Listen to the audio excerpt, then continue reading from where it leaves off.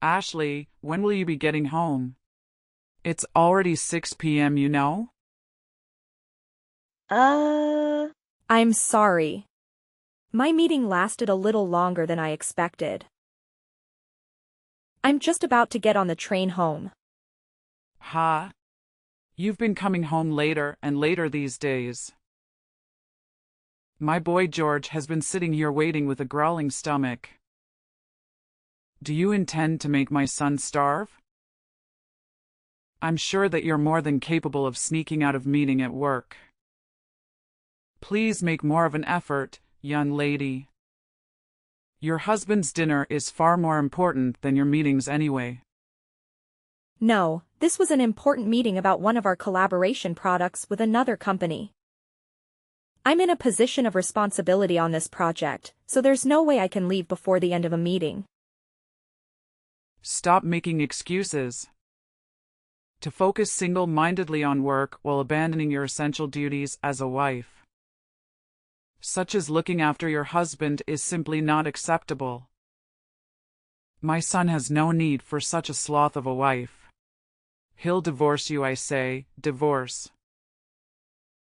Looking after him? Oh, come on. George is a fully grown man, not a baby. Plus, he's unemployed right now and spends all of his time at home. Do not talk back to me, young lady. Sorry, it's gonna be a little while longer before I get home though. So if he's really desperate for something to eat, you're more than welcome to use whatever's in the fridge to make something to eat between yourselves. What? Do you seriously intend to make your mother-in-law into some cheap imitation kitchen maid? Have you no shame? I've never heard of such a cheek. I'll have him divorce you if you're not careful. No, I didn't mean that. I'm sorry. Just forget I said anything. We won't be waiting for you any longer. He's so hungry, he's going to pass out if he doesn't eat soon. We'll find a sushi restaurant or someplace to eat out tonight. So we won't be needing any supper from the likes of you. Hold on a moment, Mom. I understand you're upset, but let's not jump to conclusions or make threats. It's not fair to bring divorce into the conversation. We can discuss this calmly. Calmly? How can I stay calm when you're proposing something so outrageous? Making your own mother-in-law work as a kitchen maid is disrespectful, to say the least. I'm your family, not hired help. I apologize if it came across that way, Mom. It was never my intention to disrespect anyone. I was merely suggesting that you could lend a hand in the kitchen, not take on the role of a maid. I understand that family dynamics can be sensitive, and I didn't mean to offend you. Well, it certainly sounded like you were suggesting something demeaning. But let's put that aside for now. We need to focus on George's hunger. He's feeling really weak, and we can't afford to wait any longer.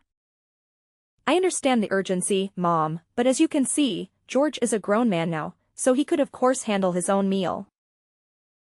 You shouldn't have to worry about him that much. Oh, trust me, Ashley, I'm well aware that George is a grown man.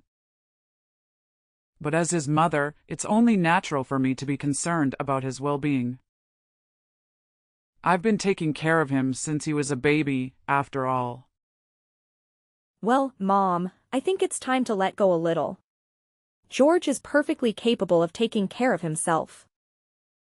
He doesn't need to be coddled or worried over every minute of the day. Coddled? Worried over? Oh, please, Ashley. It's called being a loving and caring mother. I'm not smothering him, I'm simply looking out for his best interests. And honestly, I would expect you as his spouse to understand and respect that. I do understand, Mom, but sometimes your concern can be a bit overbearing. George is an adult, and he deserves the freedom to make his own choices and decisions, even when it comes to something as simple as a meal. What the hell are you talking about? How dare you talk about your husband like that? It's your responsibility to take care of your husband, but now I'm doing it for you. Actually, you would certainly have to thank me for that, don't you think? Mom, we are adults. We could look after ourselves. Could you please stop intervening in our life? It's just inconvenient. Oh, good grief, you really are a failure of a wife. My son picked this short straw with you, didn't he? I'll have him divorce you before long. I mean it. 3 hours later. George, are you there? You got a minute? What is it? I was just about to go to sleep.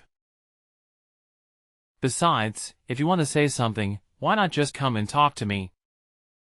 Why do you need to send messages when we're in the same house? But if I come to speak to you, your mom will probably overhear us. Anyway, it's about your mother. Is there no way we can live separately? This arrangement with the three of us is just not working. What? For God's sake, you're not going on about my mom again, are you? To tell the truth, George, I'm extremely stressed. I agreed to have her live with us because I felt bad about her being lonely after your dad passed away. But she's causing me so much stress, it's unreal. Does she think I'm some kind of slave? She forces me to do all the housework despite the fact that I'm working long hours. Not only that, but she barely ever lifts a finger herself. If there's ever anything she doesn't like, even just a little bit, she immediately brings up divorce and threatens to make you end the marriage with me. What's more, despite the fact she makes absolutely no money and contributes nothing to the household finances, she goes out to restaurants on lavish spending sprees, always bringing home bags of frivolous junk. There's no other way to put it, George. I've reached my limit and I can't take it anymore. What can I do? You can complain about her as much as you like. But she doesn't have anywhere else to go. She sold the family home when my dad died. We're the ones who took her in. I could hardly send her packing now, can I? The only money she has to her name is her pension, so when she says she can't afford to contribute, she's not lying. Plus, without my dad, she's super lonely. Surely, it wouldn't hurt to indulge her selfishness, just a little bit every now and then? This goes beyond the level of mere selfishness. She sneers and barks orders at me, tells me I'm not fit to eat in the same room as her, and forces me to eat nothing but leftovers. Demands that you, being the husband, must always be the first to use the bathtub, while she, being the all-important mother-in-law, uses it second. Then when my turn finally does come around, there are even times where she lets the water out before I can get in. For some strange reason, she constantly gives me midnight sermons on how a wife should act. So I can't even sleep half the time because of her incessant preaching. Since she moved in with us a year ago, I lost 10 kilograms from not eating properly due to all this stress. This is malicious bullying, plain and simple. It's a miracle I managed to tolerate her this long, and the only reason I did is because she's your mom. But I'm sick of being treated like I'm not even human. I've reached my limit. Please, George, have her move somewhere else.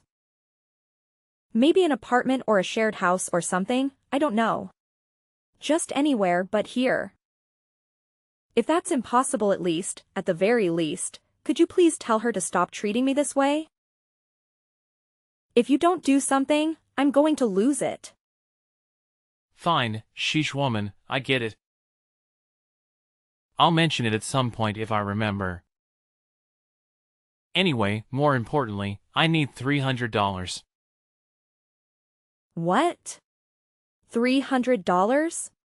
What are you going to use it for? Travel expenses. I'm looking for work right now, so I need money for bus fares and trains and stuff. What? But I gave you money for travel expenses not that long ago. You get $150 a month for that already. That's a pocket change. I already use it all. Get the real woman, $150 just doesn't cover it.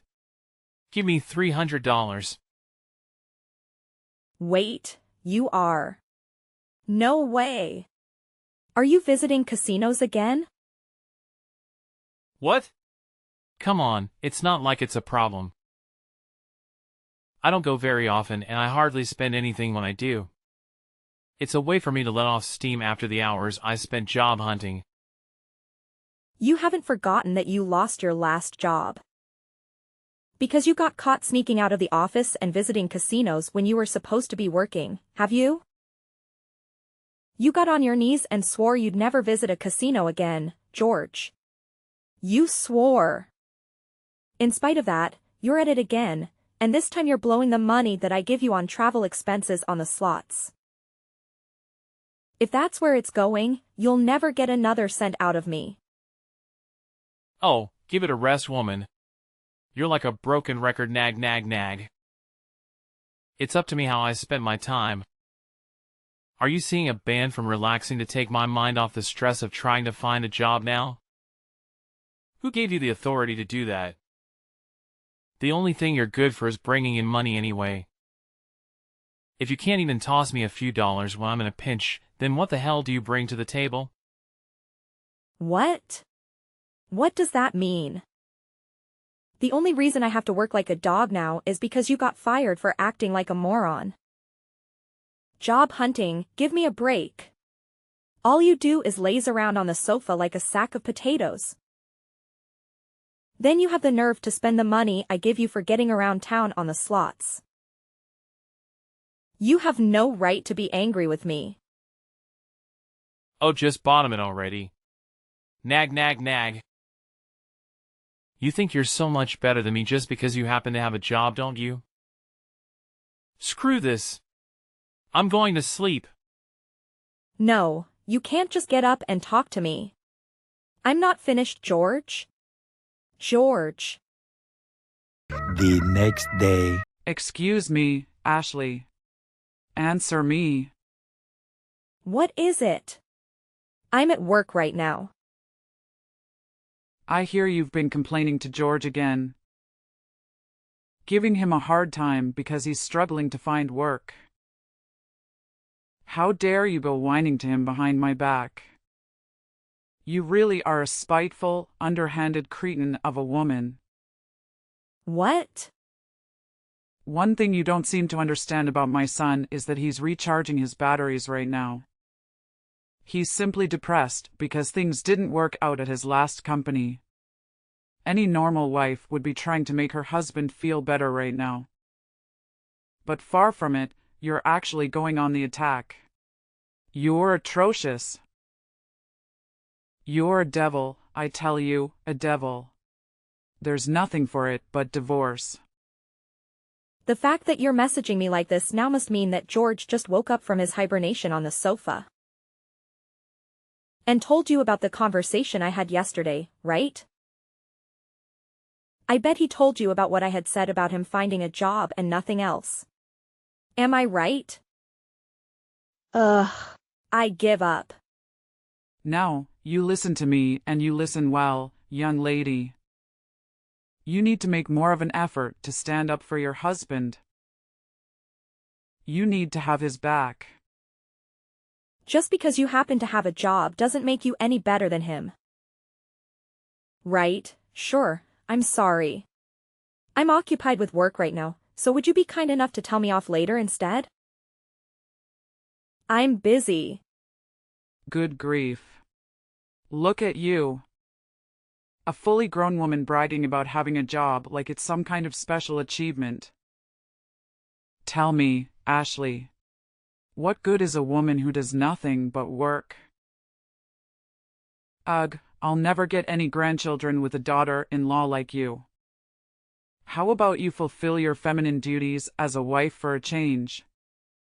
I must be the unluckiest, most mistreated mother-in-law in the whole world. Aren't you at least big enough to admit your wrongdoing and walk away with some dignity? Get a divorce. You're really annoying me now. Would you just shut up for once? What? How dare you? What has gotten into you today? Where did this rebellious attitude come from all of a sudden? Know your place, young lady. Who do you think the mistress of this household is? If you define me, I'll have my son divorce you. Okay, divorce it is. Ha? Have it your way, I'll divorce him. It's not like I particularly enjoy being married to an unemployed leech anyway. Nor do I take any great pleasure in having to live with his parasitic megalomaniac old hag of a mother. I'm tossing that egotistical, jobless douchebag in the gutter where he belongs. I'll divorce him then, let's do it. I'm ready. Wait. What's gotten into you, Ashley? Is this some kind of joke? Are you being serious? You'd actually go through with it? You see, the thing is, you should have known that there was a limit to how much of your crap I was willing to tolerate. What? Did you think I was just gonna shut my mouth forever like an obedient little slave while you hurled abuse at me? Are you and George actually aware of your current positions? What good is a woman who does nothing but work, you ask? How about putting food on the table for you and your waste of a spaceman child of a son? Who do you think it is putting a roof over your heads? Who do you think it is who's looking after you and enabling your lazy deadbeat lifestyles? Go on, think about it. This one's really easy. Well. Oh my God.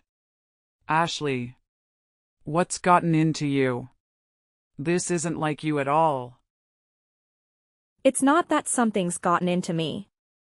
It's that you think you can manipulate and take advantage of me and my kindness. Ask yourself, do you think I enjoy feeding, clothing, and providing shelter for a malicious, bullying old hag of a mother-in-law? The only reason I reluctantly agreed to you living here in the first place was due to my mercy and kindness. Because I felt bad about you living all on your own after your husband died, and this is how you repay me?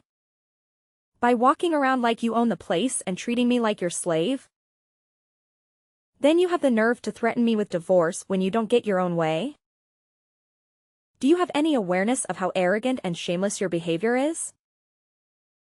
Well. Are you going to answer me, you miserable, sponging witch?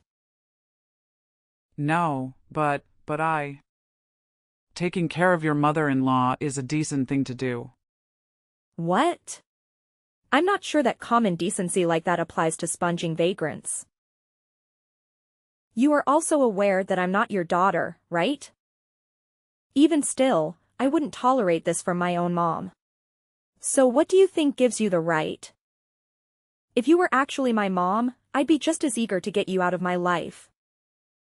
Ashley, wait. Ashley, I may not be your mother, but surely this is still no way to talk to your mother-in-law. And what on earth is with all this coarse, vulgar language? You barbarian. It's just that I thought all along you are simply not suitable to be my son's wife. It's divorce for you. Divorce. Get out. I already told you I'm divorcing him. However, the only ones who need to get out are you two. What? Why? Seems like you might have forgotten this minor detail. But the place you are currently living in rent-free, like the pair of grotesque parasitic termites you are, is the apartment I bought back when I was single. It's my name on the deed, and it's my apartment. What? Really? No way, you actually forgot? I did tell you before. Remember? It was the day you moved in. I gave you a thorough explanation about all the details regarding the living situation. Aren't you a little too young to be going senile? Well, now that you mention it, I think I might remember you telling me something along those lines. But you can hardly expect me to remember every conversation we had last year. The thing is, whether you remember or not makes zero difference to me. Once the divorce is finalized, you and the Sloth King will be packing your things and leaving for good. Because, as I told you, you're living in my apartment. You'll no longer be my mother-in-law and he'll no longer be my husband. And sadly for you, I'm not the kind of person to let a pair of strangers live like bums in my house. Now, I'll be handing George the divorce papers when I get home today. Make sure the two of you get your belongings together, okay? Luckily for you, in my infinite generosity and benevolence, I'm willing to give you until tomorrow evening to get out. Don't think you'll be getting anything to eat though. Ashley, just wait. Surely you're not going to divorce him immediately, today? You don't actually plan on kicking your husband and mother-in-law on the streets, do you? I simply do not agree. This divorce isn't happening. I won't allow it. What the? Why have you done a complete 180 all of a sudden? You seem to be happy enough to walk all over me when you thought you could get away with it.